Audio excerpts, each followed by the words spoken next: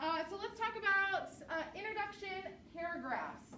So this is what you guys are going to be focusing on today. Can anybody tell me what 3 things you need for your introduction paragraph?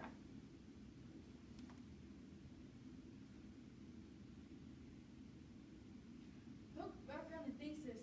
Yes, you need your hook, you need background information, and you need your thesis. So, just as a friendly reminder, and I'm going to show you an example of what this looks like here in a second, but your hook, this should be a quote or a fact or something interesting. This is the only place in your introduction paragraph where you should have something to cite. You don't have to cite something. If it's just like general information, then that's fine. But the rest of this is more meant to be like non-specific general information. So for background information, this is where I ask you to say like the who's, the what's, the where's, the when's, and the why's. So it should be very general. When I say that, I mean you don't have to Google it to figure out that information, and it's something you just know off the top of your head. The last thing is your thesis. I recommend using this as a formula for it.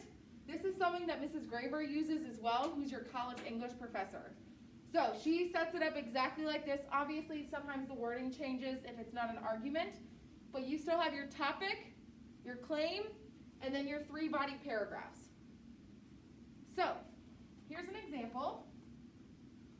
Here's my hook. It is Global Impact STEM Academy has a graduation rate of 100% for the last 4 years. So I have my in-text citation here, mainly because this is a specific percentage that I pulled. So if I didn't have this, I probably wouldn't have to cite it. However, it's very specific. Then I get into my background information. When I list these sentences, I want you guys to tell me what question I'm answering. Global Impact STEM Academy is a school located in Springfield, Ohio. Of that, like who's, what's, where's, when's, why, what is that first sentence answering? Where? It is home to a middle and high school. Good. The school's main focus is STEM and also agriculture. I would probably put that under like the what and the why category, but all I'm doing here is just giving you general information about the school. So if you're from Springfield, Ohio, you at least know Geese is a school, it's located in Springfield, and its focus is STEM and agriculture. So it's not anything I had to look up, it's just something that you know. And then I get into my thesis statement, and again, I use this pretty similarly. The only thing I changed would be like the should or should not, because that's not part of my argument here. So GISA is a great school to get an education because the students are pushed academically. They have the chance to take college courses, and they opt to provide unique projects. I did add when not in the middle of a pandemic, because obviously this year's a little different. What do you think my 3 body paragraphs are about based on what's in my thesis?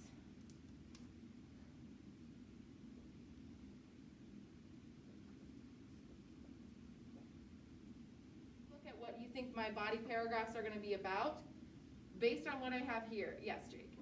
Students are pushed academically,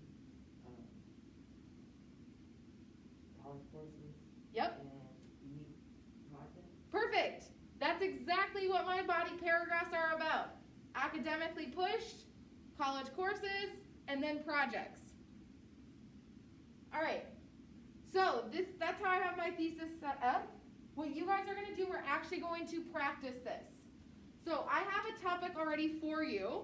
So your topic is Ohio. You're going to write a body paragraph, or sorry, an intro paragraph. I don't know why that says body.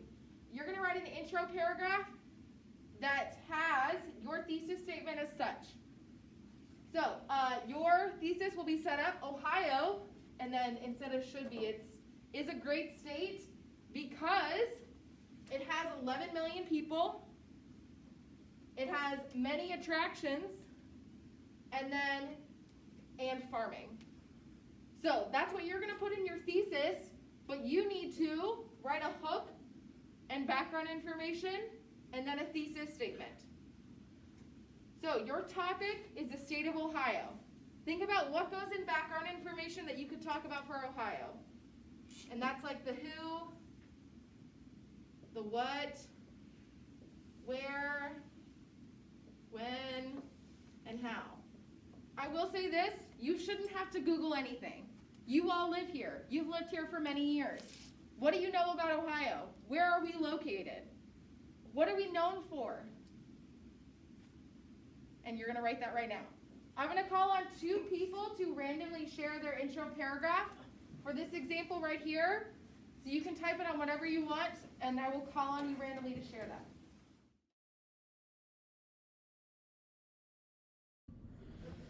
All right, so this is a good example right here because the student has clearly identified that the first sentence should be the hook and then the last sentence should be the thesis. So they start with, known as one of the most popular farming states, Ohio has no end to its many positive traits. The Buckeye State holds many popular sports teams as well as being the home to many well-known celebrities. This is a good example because instead of specifically stating the different sports teams or celebrities, they're keeping it very general, and that's what we're looking for here. The weather contains all 4 seasons, although they often can be quite inconsistent. Again, they're not specifically telling us the seasons or the temperatures or anything like that. They're just being very general. And then we get into their thesis statement. Their thesis statement is actually in reverse order than what I'm asking for you guys to do. So it says, due to its population, many attractions, and great agriculture, Ohio would make an amazing place to live. So they end with their 3 body paragraph topics instead of introducing what their claim is first, which was a good idea.